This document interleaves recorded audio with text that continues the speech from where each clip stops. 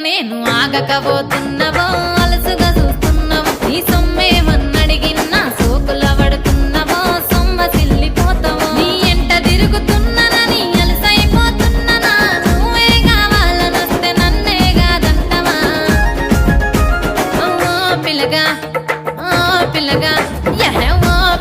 ఎంకటేచు చూడకపోతుంటవో కానకపోతుంటవో నా పిల్లగా ఎంకటేచు చూడకపోతుంటవో కానకపోతుంటవో